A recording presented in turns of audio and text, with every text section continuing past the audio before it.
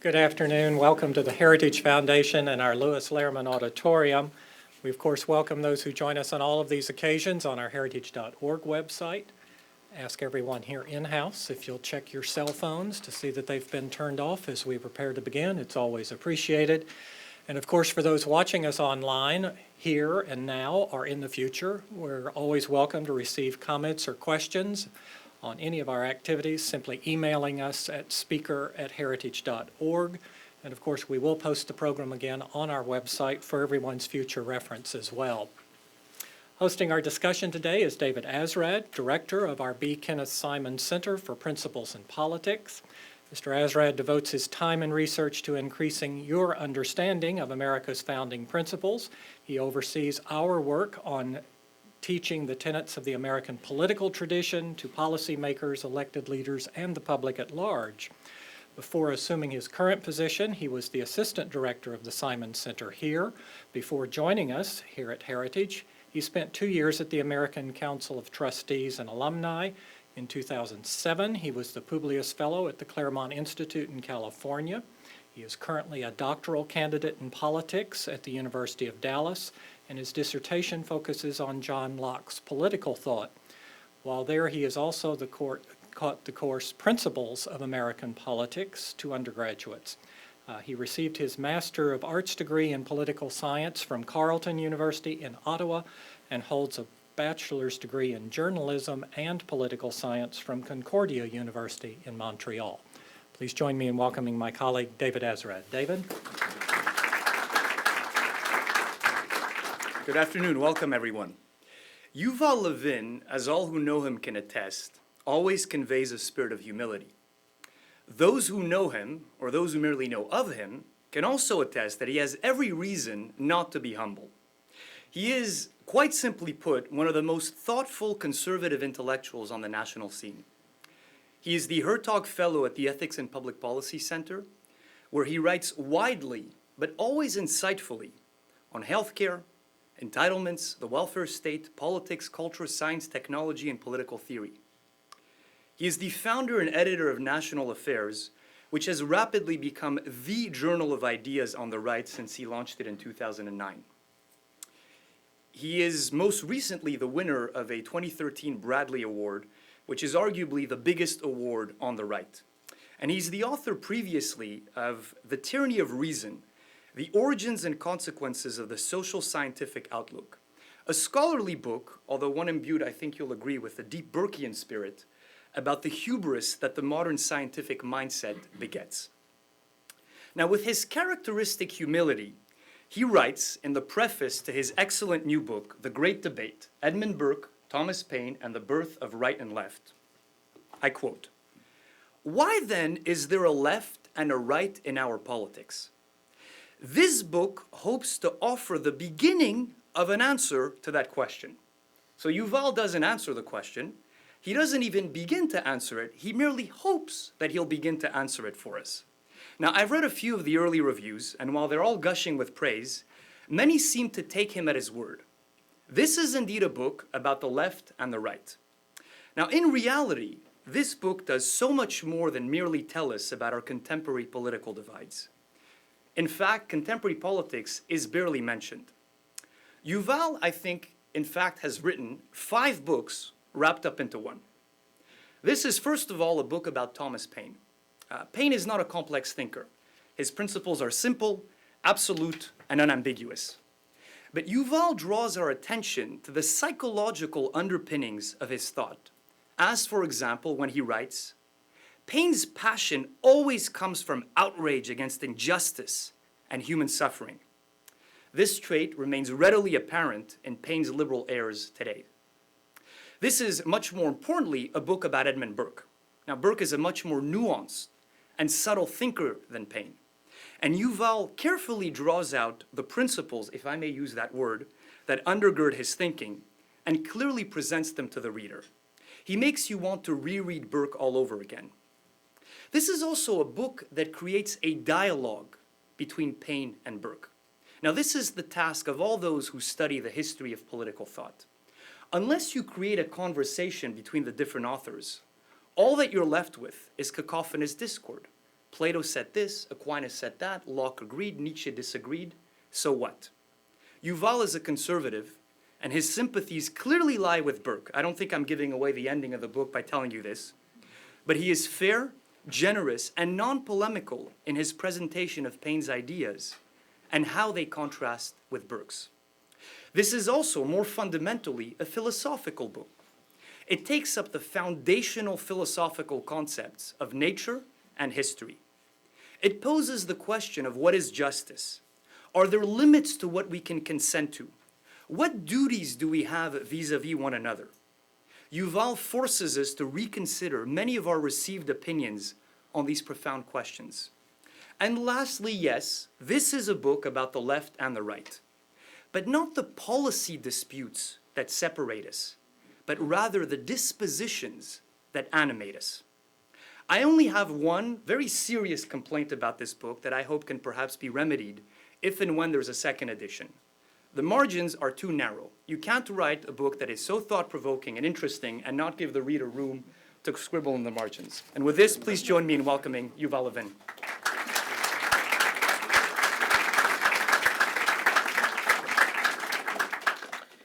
Wow, thank you for that very much. An awfully generous introduction. And it's a great honor for me to be at Heritage, which for such a long time has been the place where conservative ideas become conservative policy and practice. For all of us who try in different ways to work at the intersection of theory and practice on the right, Heritage is a place that's always felt like home, and so I'm grateful to have been asked to come home and talk about this book. And I hope you all know what a treasure you have in David. I think you do. I certainly know what a treasure you have in David. What I want to do today is precisely to try to shed some light on that intersection of theory and practice, to think about what lies beneath our politics and how it shapes what happens on the surface. Because on the surface of our politics, American political life these days can seem just impossibly complicated. We face a huge array of public policy problems, each of them awfully convoluted in itself and seemingly disconnected from the others, from healthcare and entitlements and budgets to education and transportation and energy to abortion and marriage and cultural issues. How could anyone hope to understand all of the intricate details of all of these challenges and make sense of them? As David noted, I make my living as a kind of combatant in some of these debates. I'm the editor of a quarterly journal on domestic policy and a think tank scholar, and I've worked on these kinds of issues at the staff level in Congress and at the White House over the years. And what I've found in doing that is that making sense of these debates requires more than an immersion in the technical details. It requires a sense of how the different policy dilemmas that confront our society hold together, what they have to do with one another, and why they divide us the way they do. The way they divide us, after all, is not arbitrary. It's not by coincidence that people who tend to agree with one another on one set of issues often also seem to be on the same side of other issues that don't seem obviously connected. There are exceptions, of course, and there are all kinds of interesting internal fissures in the different party coalitions. But on the whole, conservatives and liberals, and therefore often also Republicans and Democrats, seem fairly consistently to find themselves on opposite sides of contentious debates on a very broad range of subjects, from economic policy to social policy and lots of things in between. The right and the left in our politics seem to represent genuinely distinct points of view, and our national life seems almost by design to bring to the surface the sorts of questions that divide them. So why is there a left and a right then? Where do they come from? What really divides them fundamentally? My approach to that question starts from the premise that politics is not a cynical game. People don't get into it out of venal motives or to hurt anybody or to take something from someone. And certainly people who aren't in politics but just have views that put them on the right or the left can't be chalked up to wanting to serve some interest group or another. Your views about politics at the end of the day are really an expression of a deep worldview. The complicated policy debates that take place on the surface are moved by deeper questions that can be, ironically maybe, much more accessible to average citizens. Moral and philosophical questions about what each of us takes to be true and important about human life and what that means for our expectations of politics. We may not think about these deeper questions every time we take up a particular political issue, but how we answer these kinds of questions shapes the way that we approach the great political debates of the day. These deeper questions can be difficult to get at, but one good way to get at them is to seek out their origins in the history of political thought. to see where the left and right started and then think about how they've developed and why. That's what this book tries to do. And what I'll try to do today is to give you a kind of quick whirlwind tour of the basics and see how some deeply rooted differences express themselves in our politics now. There's a familiar cliche about where the left and the right come from. They come from the French Revolution. And certainly the terms left and right do refer to the seating arrangements at the National Assembly after the beginning of the revolution, with the radicals who supported the Declaration of the Rights of Man sitting to the left of the speaker, and the somewhat less radical members gathered on the right. But the idea that those became our left and right, it really is a cliche that doesn't tell us very much at all. The actual parties to the French Revolution, the Jacobins and the Girondists and the monarchists and the aristocrats, don't really resemble much of anything that we find in our own politics. It is true, though, that the modern left and right emerged in that era, in that period. But they emerged not in the course of the French Revolution, but rather in the Anglo-American debate about the revolution. An intense debate about the character of politics and the nature of political change that dominated the late 18th century in Britain and America, that started well before the French Revolution, that encompassed the period of the American Revolution and was very evident in it, and then exploded into the open in the course of an intense battle over the French Revolution, both here and in Britain. That era, roughly 1770 to 1800, saw many of the most basic concepts and divisions and arguments that still define our political life burst into the world all at once. And that parties to that debate, a party of justice and a party of order, or a party of progress and a party of conservation, do bear a plain paternal resemblance to the parties of our own day. There are no perfect representatives of the two sides to that debate, but there may be no better representatives than Edmund Burke and Thomas Paine. And I try to look at that debate through the lens of their disagreement. Edmund Burke lived from 1729 to 1797. He was an Irish-born English politician and writer, a man of intense political opinions with an extraordinary gift for expressing them in political rhetoric. And he was also his era's most devoted and most able defender of the inherited traditions of the English system. He was a patient, gradual reformer of British institutions, and he was among the first and certainly the most adamant and most effective critics of the radicalism of the French Revolution in English politics. Thomas Paine lived from 1737 to 1809, so they were very much contemporaries. He was an English-born immigrant to America who became one of the most eloquent and important voices championing the cause of independence for the colonies. And then, a decade later, as revolution was brewing in France, he went to France and became an influential advocate of the revolutionaries' cause to the English-speaking world in Paris and in London. He was a fantastic political writer, a master of rhetoric, and was a fervent believer in the potential of Enlightenment liberalism to advance the cause of justice and peace by helping to uproot corrupt and oppressive regimes and replacing them with governments answerable to the people. Burke and Paine were both political thinkers and political actors at the same time. And each of them also saw in the debates of their time a lot more than the particular details of the events that launched them.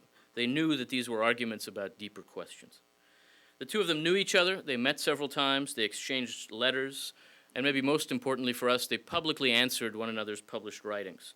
And their profound disagreement extends well beyond their direct confrontations. Each of them voiced a worldview very much at odds with the other over some of the most important questions of liberal democratic political thought.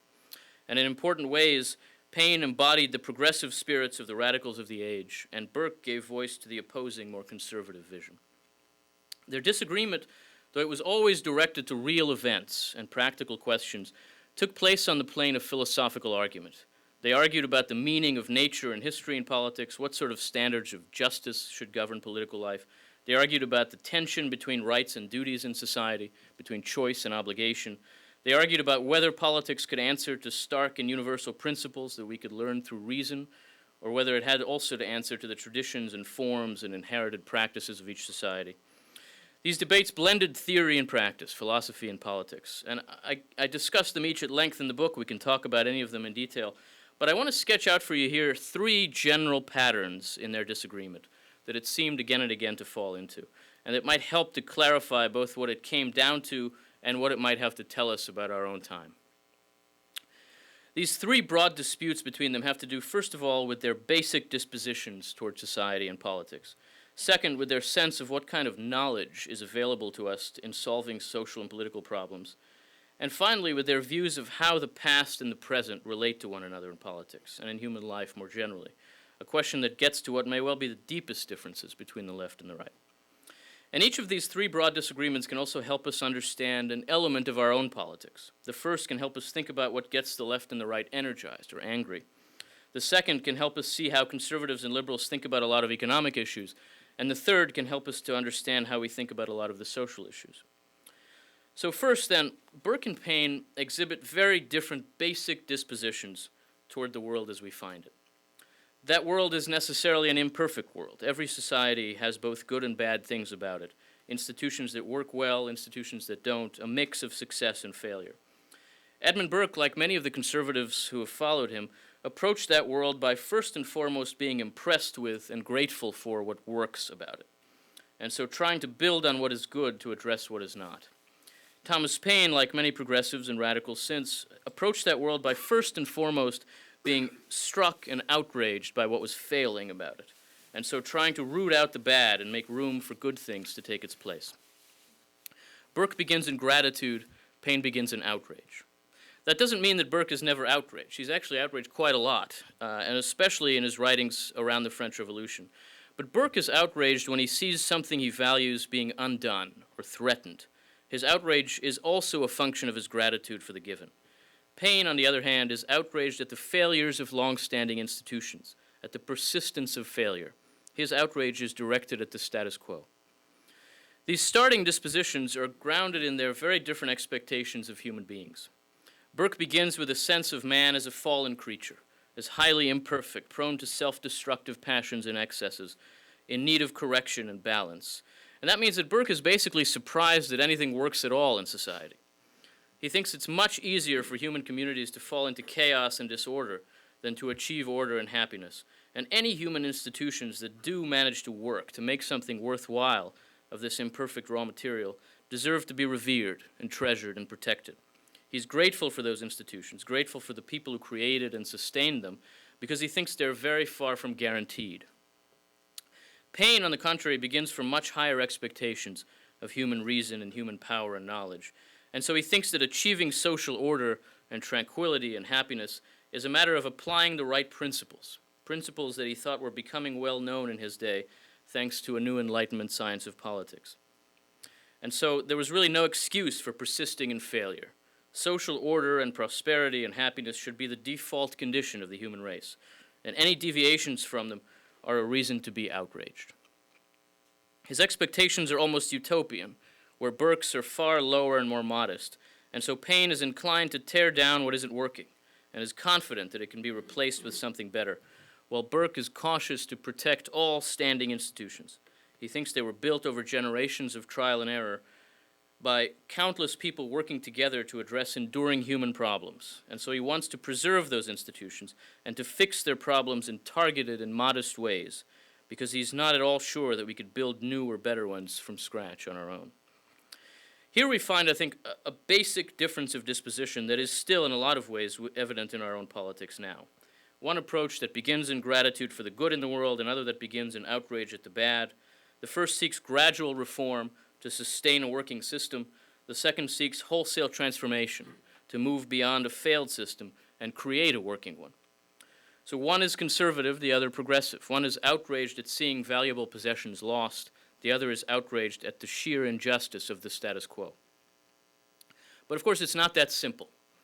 We do, after all, sometimes see conservatives eager to transform some of our governing institutions, our public programs, in pretty profound ways. And we do sometimes find, especially nowadays, liberals downright protective of existing programs and institutions and resisting change. The right does basically begin in gratitude for the good and skepticism about our ability to rebuild society from scratch. The left in outrage at perceived injustice and confidence of our ability to do better. But they also differ about the sorts of governing institutions that we should have and what their purposes ought to be, a difference that explains a lot of our politics now. This second difference, which is also very evident in Burke and Paine, follows directly from the first, but it's a difference of opinion about what kind of knowledge is available to us in politics and policy. Paine, because he believed in a transformative politics made possible by a new science of society that was discovered or developed in the Enlightenment, thought that politics existed in large part to enable the application of that kind of knowledge, that kind of expertise, to social problems. He thought politics should be applied principle, and so our political institutions should embody the principles of equality and liberty, and so should be democratic institutions, but should also enable the application of new scientific knowledge of society to our social problems. Politics for him should be a kind of applied science. Burke, as we've already seen, had a very different view of the potential of human knowledge and power. He thought scientific knowledge of society was overrated, that human lives and human problems were much too complicated to be amenable to simple technical solutions, and that, again, the institutions that had grown up in society over many generations had grown up through a process of trial and error in the effort to address timeless problems, a kind of evolutionary process, and so were extremely well adapted to address societal problems. There was a much better chance that these kinds of social institutions, which channeled the dispersed social knowledge of many, rather than applying the concentrated technical knowledge of a few, could address the complicated problems that we needed them to address. These sorts of evolved institutional forms included everything from social institutions like the family itself and the various local organizations and arrangements that different communities made for themselves, all the way up to our governing institutions and political institutions, that over long stretches of time had developed various complicated practices and traditions that sometimes didn't make much logical sense on the face of things, but seemed to work. For Paine, these kinds of institutions were often just vestiges of backwardness and prejudice. If they couldn't justify their forms and practices explicitly, through abstract reason and logic, through argument, then they just didn't deserve to continue. Society couldn't hope to become rational if it let itself be weighed down by practices and institutions that we just retain out of habit. And worse than that, these kinds of traditional institutions often perpetuated prejudices that were not worthy of a modern society. He was particularly critical of the various non-political institutions that stood between the individual and the state, the institutions that we would think of as civil society, which he described as a kind of wilderness of turnpike gates, standing between the individual and his rights. These institutions just created pockets of power that were not legitimate in a democracy and stood in the way of the elected government applying its rational ideas, sanctioned by the people, to address social problems. Burke insisted that just because they couldn't justify themselves in terms of Paine's radical principles didn't mean that institutions like these couldn't justify themselves by the proof of the good they had done, of the fact that they worked to meet people's needs and desires. Again, he was critical of the notion that we know everything we need to know to make a perfect society. He thought that a lot of the knowledge that makes our society possible was contained in the forms and structures of institutions like these, and no one can claim to really possess that knowledge, but we could all benefit from it. This difference in attitudes about the kind of knowledge that should guide society is very powerfully evident in our own politics now. The left still tends to incline toward a confidence in technical knowledge, a belief that the purpose of politics is largely to enable the application of technical expertise to solve social problems. The right still inclines towards trusting dispersed social knowledge, organized by social institutions, from the market to civil society to the family, that makes it possible for our society as a whole to be wiser in practice than any of its members. In fact, this helps explain why conservatives today are so often trying to transform large institutions, and liberals are so often trying to protect them. The reason is that the particular institutions in question, the institutions of the liberal welfare state, created mostly in the middle of the last century, are embodiments of the left's approach to social policy.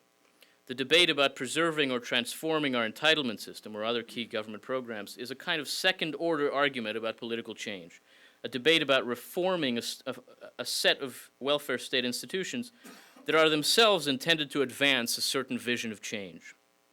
That vision is a progressive archetype that Paine would certainly have recognized, an egalitarian ideal of justice advanced through the application of technical expertise regarding society within a liberal framework.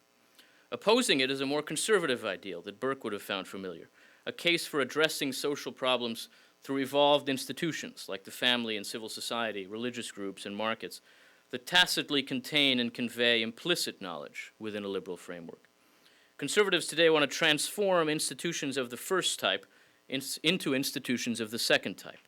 That is basically what the conservative reform agenda amounts to. It's very much another instance of the general pattern of ideological division that we can trace back to the era of Burke and Payne. The healthcare debate offers what may be the clearest example of this point. It's a debate about how to solve a complex social problem, whether by empowering expert knowledge or by empowering social knowledge. It's a difference that's powerfully evident in a lot of our other debates, especially economic debates.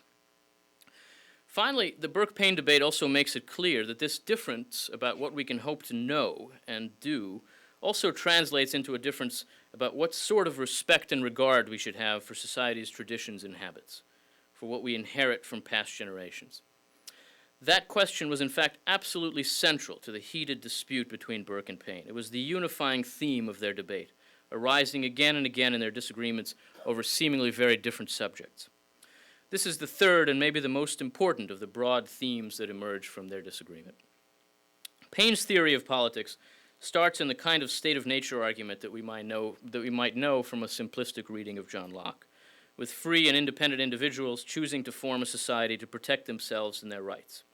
That means he takes society to be answerable to stark principles that basically treat every human individual as entirely independent and thoroughly free to choose. Society is a choice, and its purpose is to protect our freedom to make other choices. That means it can't allow us to be hemmed in by choices made by our forefathers any more than those made by our neighbors. We have to think of every individual as though he chose to create our society from scratch, to protect his own rights, and therefore as though he wasn't born into a society full of traditions that he had nothing to do with. Paine was extremely clear and direct about this unusual point. In his book, The Rights of Man, written in 1790, in direct response to Burke's reflections on the Revolution in France, Paine wrote, quote, "The illuminating and divine principle of the equal rights of man relates not only to the living individuals, but to generations of men succeeding each other. Every generation is equal in rights to generations that preceded it, by the same rule that every individual is born equal in rights with his contemporary. All men are born equal, and with equal natural right, in the same manner as if posterity had been continued by creation instead of generation, the latter being only the mode by which the former is carried forward. And consequently, every child born into the world must be considered as deriving its existence from God. The world is as new to him as it was to the first man that existed, and his natural right in it is of the same kind." This outright denial of the significance of generations and of the way that human beings come into the world is in a sense the natural conclusion of a political theory that begins in a Lockean state of nature. But Paine was driven precisely by his dispute with Burke to make it utterly explicit in a way that very few other people have. And Burke, in turn, was driven by Paine's clarity on this point to better understand the foundation of his own social and political thought. He shows us that conservatism is rooted in a very different understanding of beginnings from the one that we normally associate with the liberal society. In an essay called An Appeal from the New to the Old Whigs, written in 1791, in direct response to Paine's Rights of Man, Burke answers Paine's denial of the significance of generations in social life. He answers exactly the paragraph I just read to you from Paine. In an extraordinary passage that may well be the most important paragraph in all of his writing, he comes closest to articulating his basic anthropology. I'll read it to you. "Dark and inscrutable are the ways by which we come into the world. The instincts that give rise to this mysterious process of nature are not of our making, but out of physical causes unknown to us, perhaps unknowable, arise moral duties, which, as we are able perfectly to comprehend, we are bound indispensably to perform. Parents may not be consenting to their moral relation, but consenting or not, they are bound to a long train of burdensome duties toward those with whom they have never made a contract of any sort. Children are not consenting to their relation, but their relation, without their actual consent, binds them to its duties, or rather it implies their consent, because the presumed consent of every rational creature is in unison with the predisposed order of things. Men come in that manner into a community with the social state of their parents, endowed with all the benefits, loaded with all the duties of their situation. If the social ties and ligaments spun out of those physical relations which are the elements of the commonwealth, in most cases begin and always continue independently of our will, so without any stipulation on our part are we bound by that relation called our country, which comprehends, as it has been well said, all the charities of all. Nor are we left without powerful instincts to make this duty as dear and grateful to us as it is awful and coercive. In other words, society flows out of local relations, which flow out of family relations, which flow out of the basic reality that each of us is born into a world that existed before us. And the fact that human beings enter the world this way creates a whole web of obligations that are binding even though we never choose them. An enormous portion of Burke's and of the conservative worldview becomes clearer in light of the importance that he places on the basic facts and character of human procreation. And an enormous portion of Paine's and the progressive worldview becomes clearer in light of the desire he expresses to be liberated from the implications of those facts and that character. A great many of what we loosely call the social issues have to do with the dispute about whether such liberation is possible and desirable, whether the obligations that result from the way people come into being in this life can be made just optional. Burke takes the human person to be embedded in a web of obligations that give shape to our lives, from our most intimate family relations through the form and function of our social and political institutions, while Paine thinks all such obligations should be matters of choice. These three overarching sets of differences, different dispositions toward the good and the bad in society, different expectations of human knowledge and power, and different views of how much of a choice we really have about our obligations to past and future generations, shape the Burke-Paine debate, and in many ways continue to shape the debate between the right and left today. They point to two different ways of understanding our liberal society. One way, Paine's way, sees society as answering to clear rational principles discovered or developed in the Enlightenment, that when applied will enable our key social problems to be addressed, and so enable for an extraordinary degree of individual liberty and choice. The work of society is therefore the work of further and further applying these principles and progressing toward that end. The other way, Burke's way, sees society as a product of countless generations of gradual political and cultural evolution in the West, which by the time of the Enlightenment, especially in Britain, had begun to arrive at political forms that allowed for a workable balance between freedom and effective government, given the constraints of human nature. The work of society is therefore the work of preserving and refining these forms to make them even better suited to our goals and our ideals. These two visions of society are not polar opposites. Both speak to the kind of liberal democratic society that we now inhabit, but they are profoundly different, and one vision is plainly progressive, the other plainly conservative. Seeing how these two visions took shape in the Burke-Paine debate in the late 18th century obviously doesn't tell us all we need to know about politics. Things have changed an enormous amount since then, and the left and right have changed. But seeing these roots of our political order does help to make sense of the contours of our political life, to see where our politics came from and what, in many ways, it is about. And it helps us to see that political differences are neither shallow nor cynical. They're about deep and difficult questions. They're serious, and politics is serious too, even if our politicians don't always seem to know it. The Heritage Foundation has always known that, and has tried to do its work accordingly. So I'm especially honored and privileged to be able to take up these questions here today with you, and especially interested to know what you think of this. Thank you.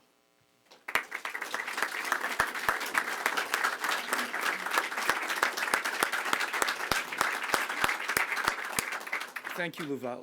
I'll let you moderate the questions. Just make sure that you get a mic and kindly know who not to choose. and introduce yourselves. I'll use the prerogative of being the host for asking the first question. How does the founding fit into this framework? Is the Declaration of Independence a Burkean document or a Painian one, assuming that's a word? That's why I knew not to choose him.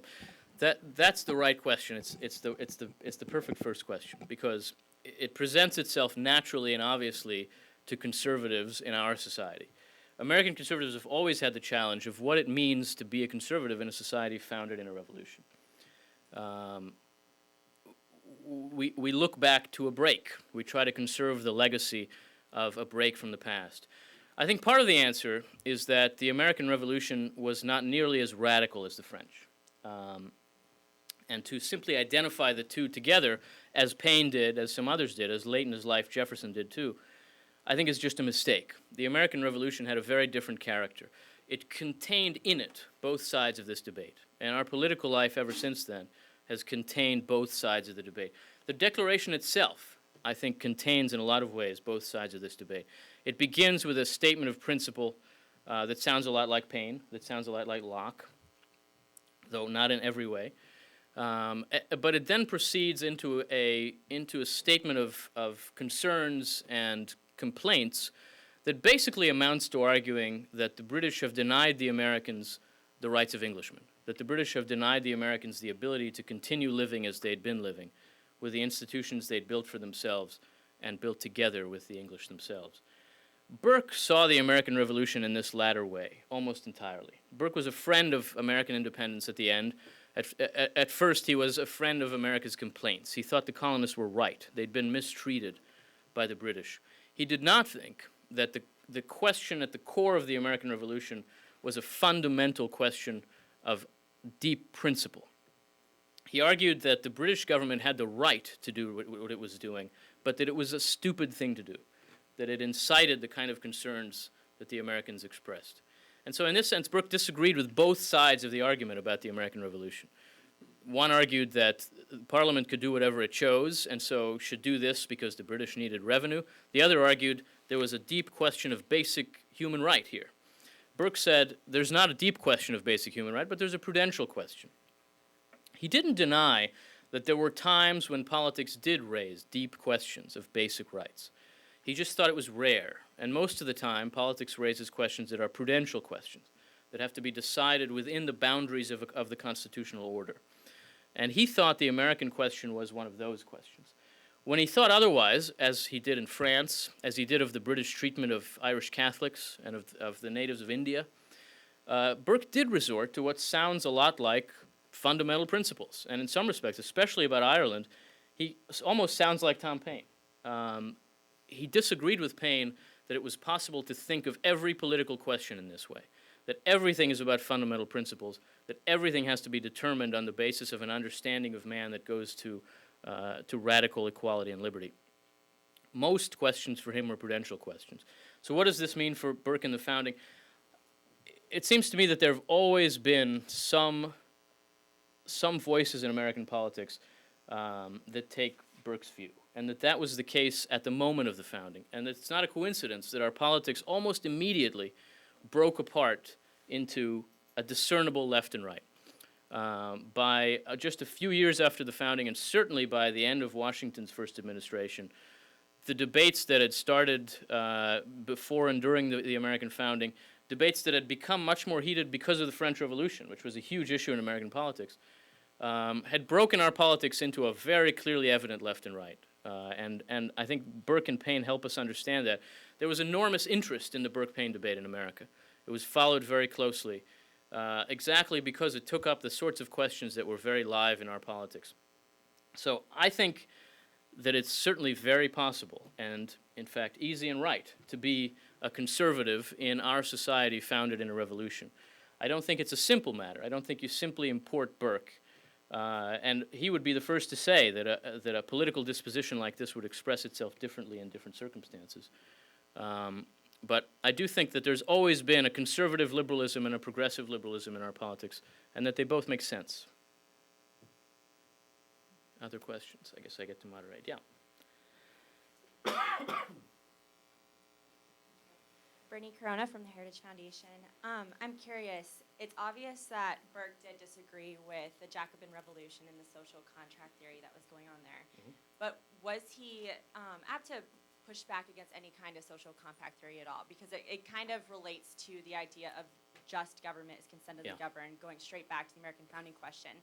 And quoting from Reflections on a Revolution in France, he does make a statement that society is indeed a contract. Yeah. But then he follows that up with, it's also a partnership in all science and all art, Mhm. in every virtue and in all perfection. So what does that mean, and what does this mean for us in the conservative movement in looking towards social contract theory or social compact theory? Yeah. Especially recognizing a Kirkian understanding of it too. That's a great question. It's not an easy question. It's a great question. Burke was very careful to deny the attempt by the more radical Whigs and by people like Payne to monopolize for themselves the key terms of political life in a liberal society. He didn't want them to own the idea of the social contract or liberty or equality. What he does, especially in the Reflections, is offer his own definition of each of those terms. He says, of course I believe in liberty. here's what it means. And he gives an idea of freedom combined with order. He says, of course I believe in equality, and he does argue that human beings are by nature equal. But he doesn't think that that translates to a society that has to set out for itself pure egalitarianism as its utmost goal. And he does, as he says, believe in a contract. But here, his idea is very different from the social contract theories. He says the contract that forms society is not like a contract that forms a coffee trading company.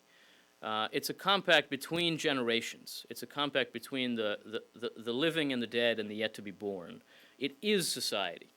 The social contract for him is a description. It's not a prescription. It says what society is, rather than an agreement that says, we're in this for now, but if X, Y, and Z happen, then we're out of here. He just doesn't think it's possible to think about your own society that way. And he criticizes Paine and the other social contract thinkers, including Locke, for thinking about politics only in terms of extreme situations, for defining the social contract by thinking, under what circumstances could we break up this whole thing and start over? He says, rather than that, you should think about politics in terms of everyday life, because that's what politics is for.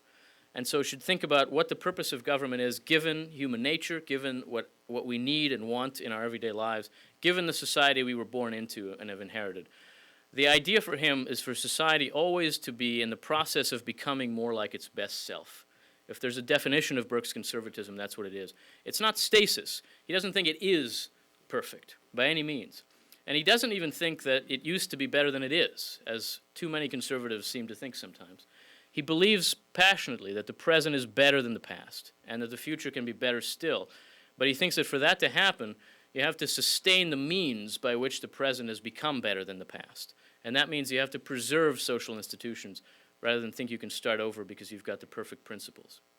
So he's not a social contract theorist in the simple sense. He tries to redefine the meaning of contract in political thought. Yeah. Please tell us who you are, Bob Moffat. I can tell you who you are, most of you. Yeah, that's right. I'm going to ask an easy question. Is the fundamental question between Burke and Paine, at the end of the day, is it the naturalness of civil society, or whether society is ultimately an artificial construction? Well, so that's the question that I start the book with. The first chapter, after a sort of biographical chapter, is about their difference over nature, over the idea of nature. And I think it's not exactly a difference over whether society is natural, but a difference over whether it means, over what it means to say that something is natural. Natural in what sense? Paine offers an idea of nature that's very much an Enlightenment science idea. Nature is a source of principles. He thinks about politics the way that we would think about physics, as answering to rules. And the idea in studying nature is to discern the rules and then apply them.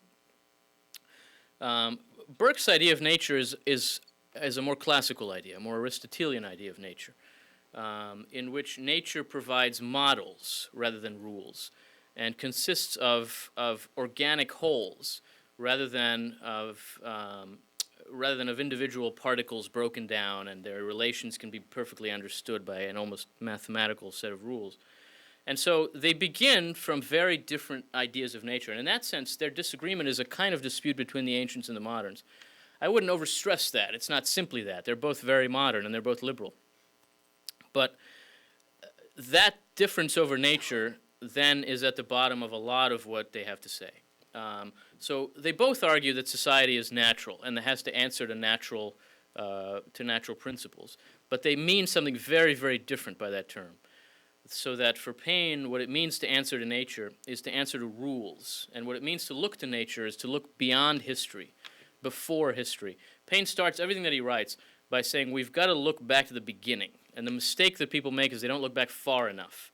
And so he wants to understand society, again, by looking to a state of nature that precedes society. Burke answers that by saying there's just no such thing. There's never been a human being in a state of nature. There just couldn't be. There's no way that anyone would ever have existed without a family, at least, if you just think about it for a minute, and even without society. And so he says it's a little bit silly to define all the rules and principles that should govern political life based on a thought experiment that we have to acknowledge in advance is totally implausible. Burke thinks that what John Locke did was try to explain a society that already existed in terms other than its own terms. That to avoid having to raise questions that would spark a religious war, John Locke said, we can understand why we have a society that respects freedom and equality without any reference to God. We can understand it by saying human beings have to answer to principles that can be explained in terms of this state of nature, of a different creation story. He understood why it made sense to try to do this, but he also thought it had consequences that were very, very problematic. Because if you actually try to apply these principles, then you start to turn society against itself. You set yourself up to advance a dream that not only can't be achieved, but isn't good for us. He thought society does allow for a great deal of liberty and equality, is based on a belief in these things, but for reasons other than those of the kind of state of nature theorists. And it's very much grounded in his different idea of nature. So I think a difference of opinion about nature is very much at the core of their disagreement. But they both claim that their idea of nature means society is natural. Yeah.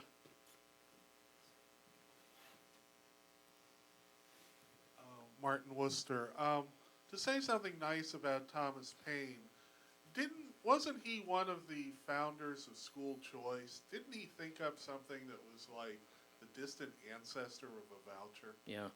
Yeah, well, let me say first, I think there's a lot nice to be said about Tom Paine. Paine was moved by all the right things. He played a very important role in persuading Americans of the need to pursue independence. He always fought for the weak and the poor and the oppressed. Whatever we may think of the means he tried to pursue, that was always his motive. And some of the means he tried to pursue, as you're suggesting, made a lot of sense. So yes, after his French Revolutionary writings, and really at the end of The Rights of Man, the second volume of The Rights of Man, Paine begins to think about what might be done for the poor in an emerging industrial economy. The interesting thing about their economic views is Burke and Paine both consider themselves followers of Adam Smith. They're both capitalists in our terms, for very different reasons. Paine thinks capitalism will overturn the social order, and so he thought it was a good idea because it would advance his kind of revolutionary ideas. Burke thought capitalism would, by making it less necessary for government to intervene in the economic life of the nation, would help preserve the social order. I think Paine was right. If you just look at history, capitalism is a very disruptive force. But they both essentially were capitalists. But neither of them at first, and Burke at no point, foresaw what the Industrial Revolution would look like. And this is true of Adam Smith, too. Writing just before the real beginnings of industrialism in Britain, they just didn't see how big a change it would be and what it would mean for the lives of the poor, especially the urban poor. Paine, by the mid-1790s, is looking at it. He's living with it. He lives in London and then in Paris, and he knows what it involves. And he starts to think about what a kind of Lockean theory of government like his could allow government to do for the poor. And what he comes to is that it should allow government to provide everyone in society, not just the poor, as a matter of right, not as a matter of charity, a set of lump sum payments at different points in their life. When they reach maturity, at the age of 17, he said, when they have a child, and when they retire, which he said at the age of 55, government should provide everyone with a fairly significant lump sum payment. And his argument for this was that originally, in his own sort of way of thinking about things and in Locke's way, the world belongs to everyone equally. But in reality, the world belongs more to some people than others. Some people have more than others do.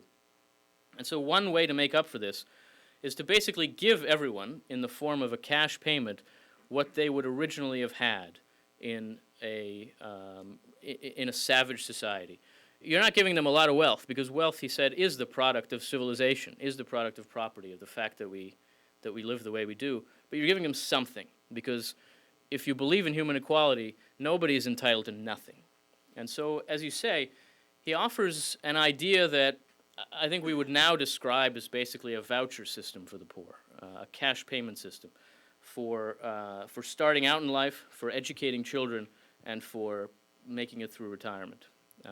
So in that sense, he is both one of the first people to think about a welfare state and one of the first people to think about a welfare state in terms that are at least friendly to a market system. David Burke from the Heritage Foundation. I guess I'd like to raise the issue of the left and the right having changed meaning dramatically, and that most of the early Democratic Republicans like Jefferson, Madison, Mason, as well as the Federalists would all be conservatives on the right today. And the same transformation occurred in Britain, whereas most of the old Whigs and the liberals would now be in the Conservative Party. Mm-hmm. And that's primarily because of the rise of socialism and the social democratic political philosophy, which is now the defining characteristic of the left and modern liberalism. So at some level, the modern conservative movement encompasses both of these strains of thought. Yeah. And I'm not sure that you really address. Yeah, in address some ways that's true. I think it's fairly straightforward to say that libertarianism can be rooted in Paine in a fairly straightforward set of ways. I wouldn't quite agree, though, with what you say about Jefferson and his circle. I think the Jeffersonians were quite radical, at least in principle, though not always in practice. And I think the line from Jefferson to American progressives is much more continuous and direct than a lot of us conservatives like to admit. We have this story in our minds that Herbert Crowley went to Germany and brought back progressivism, and it's a kind of foreign infestation that we have to rid ourselves of. But Crowley himself described himself as a Jeffersonian in ways that make a lot of sense, and I actually think the utopianism of the Enlightenment radicals is very present in today's left. Now, Paine, and to some extent Jefferson, thought that utopianism could be made real through an application of Enlightenment liberal principles, through what we would think of as the principles of the Declaration of Independence. And that doing this would really bring a kind of heaven on earth, would really help to bring peace and prosperity and help address a lot of our social problems. As that didn't happen, especially in the course of the 19th century, as it didn't have that effect, a lot of the left faced a choice between the means and the ends, between the utopianism and the liberalism, classical liberalism. And certainly a lot of the left chose the utopianism over the liberalism, chose the ends over the means. And in time came to adopt a different way of thinking about how to reach those utopian goals, a way that involved more of a social democratic approach, a more technocratic approach. The goal still being a kind of radical liberation of the individual from all social obligations, and a liberation made possible by something that's easily mistaken for communitarianism, right? Because if you use government to provide benefits to people, you could say, well, that's something we're doing together. Our president says that all the time. But that idea of government is actually a radically individualist idea of government, because the purpose of it all is to liberate people from one another, from dependence on people around them, by putting a kind of faceless intermediary between the giver and the receiver of a benefit. You're basically allowing people to believe they don't depend on anybody they know. And liberation from that dependence is a radically individualist thing. It allows for the illusion of individual independence. And that illusion is still absolutely essential to the worldview of the left. And you see it even more so in the social issues where, again, liberation from necessity is the essence of a lot of what we argue about. So I think there is a real continuity there. In that sense, the American progressive movement is an American movement, more than we tend to give it credit for. But it has changed in these ways. I think Paine helps us understand a lot of what it's after. But Paine is much more devoted to liberal principles, to limits on government. I think one of the things that the left should really learn from Paine is that the greatest oppressors of the poor and the weak in human history have been their governments. Paine absolutely believed that, and so understood the danger of unbounded power, of unbounded political power. The left today is much too cavalier about consolidating and applying government power, and needs to think about what that means for its own priorities and principles. But in a lot of other ways, and especially in the basic utopianism of the ends, I think there is a continuity between that left and this left. And in a lot of ways, I think there is a continuity between Burke's basic disposition, his sense of human limitations and of what that should mean for government and for our attitudes about the past, and much of today's conservatism, certainly not all of it. We'll take one last one. Thank you, Jeff Steele, the American Legion. What would you conceive of as a possible long-term resolution of the basic differences between the left and right? Because the longer the left is in power over the last several centuries, especially given the radical disruptions from the Industrial Revolution, that it becomes a tradition of modernity. So the longer it's a tradition of modernity, it takes on aspects of conservatism, and you referred to it somewhat, Yeah. although you would take them to have made mistakes and they're conserving mistakes. But what would you perceive as a resolution that allows the continuance of a left and right, given preferences to past and future, but that would narrow the differences and especially the rancor between the left and the right? Well, one of the things that it means to me to be a conservative is that I don't expect a resolution. I don't think history's going somewhere. And I don't think the purpose of politics is to get us somewhere, but rather to enable us to thrive, to build and to sustain the space in which people can live the sorts of lives they want to live. And that in itself is actually a disputed view, I think, between the left and the right, where, again, one of the things it means to be progressive is to believe that the purpose of politics is really to get us to an end state that we can understand and define in principle and in practice. On this question, I'm very much with Burke. I think the purpose of government is to build and to sustain that space. That's his term. He always tried to use spatial metaphors for politics, not motion metaphors. And so, he wouldn't have spoken of a conservative movement and would force us to ask movement, why, where. I think we have an answer to that question. But and so to me, one of the wonderful things about the American story is that it has allowed these two forces always to define our politics together. The debate between the left and right existed at the founding, has existed ever since, has shaped our politics. So our revolution was not a result of one side winning that argument, as I think the French Revolution was, disastrously so. Our public life has been a result of the tension between the two, which pull each other back. And so we have a kind of fatalist inclination as conservatives to say, well, the left is basically winning over the centuries, as you say. And so, how are we supposed to get back to where we need to be? I don't think where we need to be is behind us. And so I don't think it's a matter of getting back. And I don't think the left is winning over the centuries. Because, again, I think the goal is to allow that space to exist. And so our purpose is in this generation to make it possible for people to build the kind of thriving lives they want, and then to create the circumstances that will allow other people to do that for the next generation. I think that's a very high and noble goal, though it's not the kind of aspiration that a progressive activist would look for in politics, where you just want to end all this and get to a place where we don't have to fight all the time. I don't think there's a place where we don't have to fight all the time. I think the fighting is a good thing. We're fighting about the right things. And what we need to do is explain to the American public what we believe to be the kind of good society we want to make room for, and work to make room for it. I think it's in danger today, and that space is very much in danger today, in danger precisely of being invaded by government, because people with a different idea of what government is for want to replace what's happening in that space between the individual and the state with the state. It's not a crazy idea. I think it's just a mistake. And for reasons that can become much clearer by understanding the debate as Burke and Payne understood it, and thinking, of course, about how it's changed, but also about what it's fundamentally about. Thank you.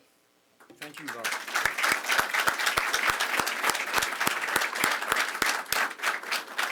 We have copies of the book outside, and Yuval will hang around for a few minutes if you'd like to get your copy signed. Thank you.